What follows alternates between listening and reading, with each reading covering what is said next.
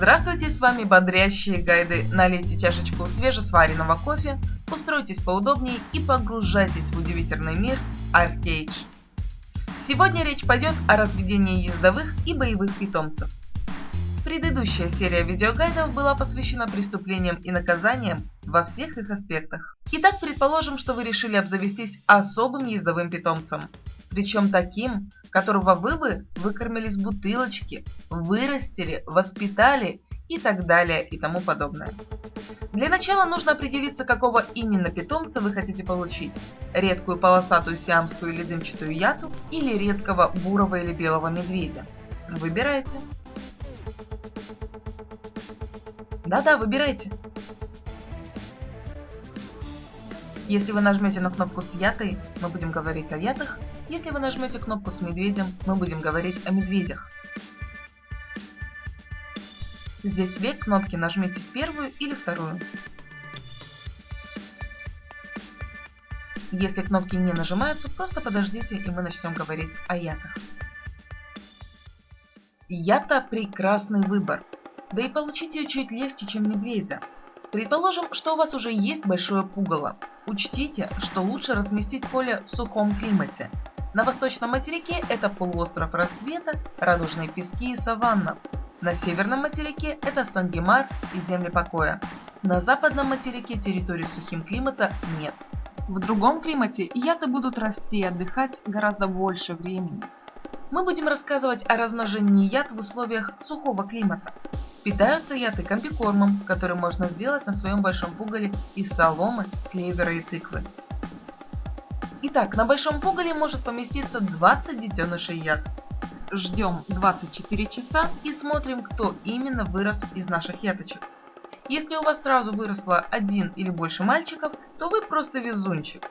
Если все яточки выросли девочками, то придется почувствовать себя мясником и зарезать 6 милых девочек, которые стоят вокруг самого пугала. И снова высаживаем туда детишек, чтобы хотя бы парочка из них выросла мальчиками. Теперь, когда у вас есть девочки для оплодотворения по краям поля и мальчики-производители в центре, мы будем ждать. Да-да, именно ждать, когда же наш самец вдруг почувствует неуемную жажду любви и ласки, обратит внимание на самочек, окружающих его на этом большом поле, и захочет. Ну, просто захочет.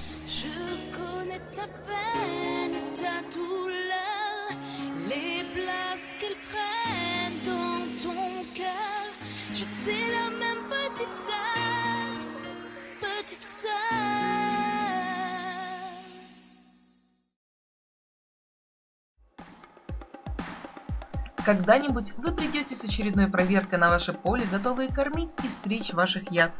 Вы увидите довольного, прыгающего самца тигровой яты, вокруг которого будут виться сердечки.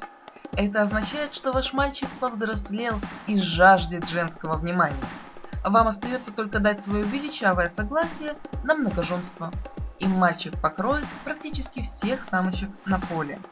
Если у вас стоит рядом несколько полей, то мальчик может покрыть и соседних самочек, если он, конечно, находится с краю и достанет их своим ореолом любви. Покрытые самочки радостно прыгают, а над их головами появляются сердечки. Внимание!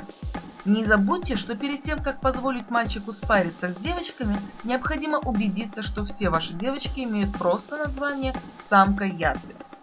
Не отдыхающая, недовольная, не голодная, не больная, просто самка яты.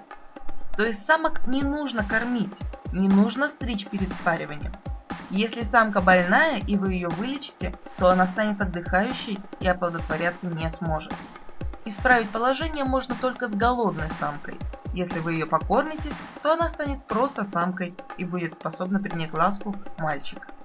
Главное, кормить ее только один раз, чтобы она не стала довольной самкой яты. Но не стоит радоваться раньше времени, не факт, что хоть одна из самочек забеременеет. Но об этом мы узнаем через 11 часов. Беременная самочка будет нежно держаться за большой круглый живот, а над ней будет светиться яркая сфера. Чтобы принять роды, вам понадобится 200 очков работы.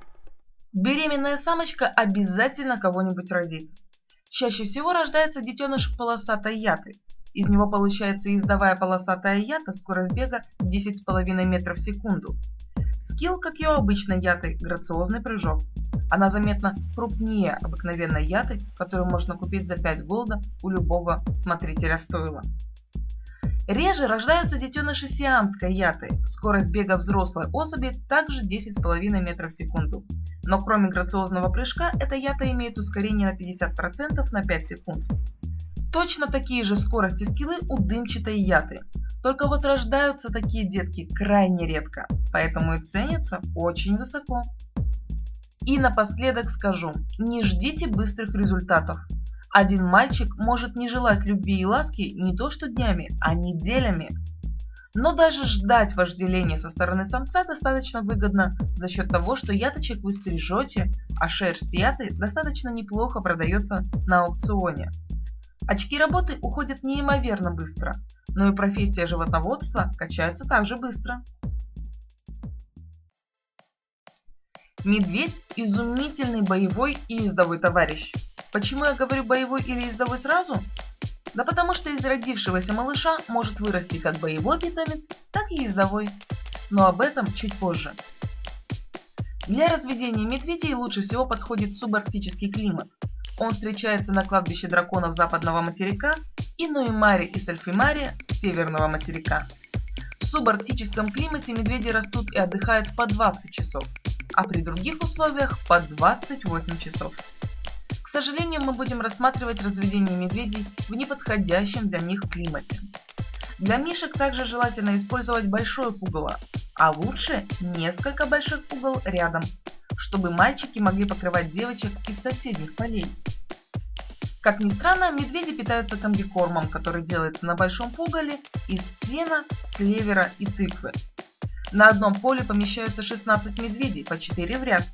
Если все выросли девочками, то отпускаем 4 мишек в центре и садим 4 медвежат снова в надежде на самца.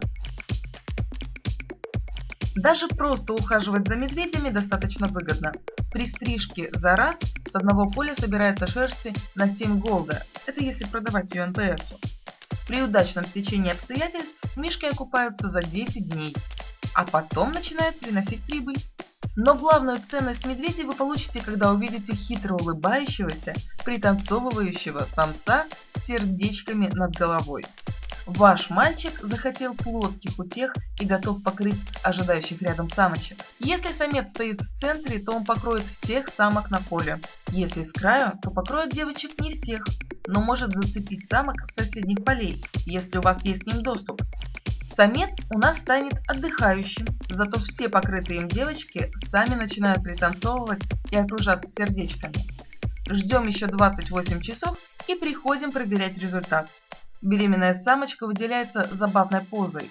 Она сидит, нежно обхватив лапами большой круглый живот. Также над ее головой светится яркая сфера.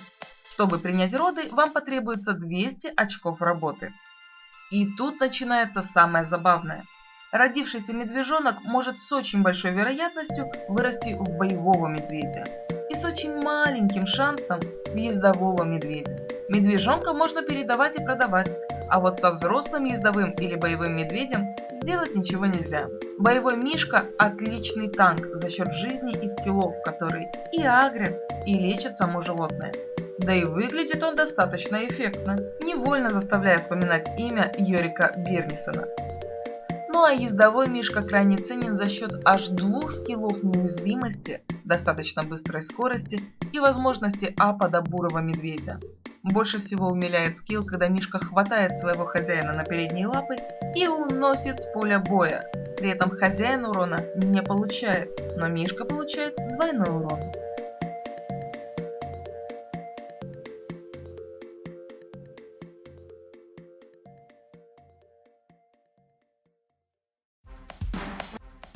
Подписывайтесь, ставьте лайк и оставляйте в комментариях темы видеогайдов, которые вы бы хотели увидеть. До свидания!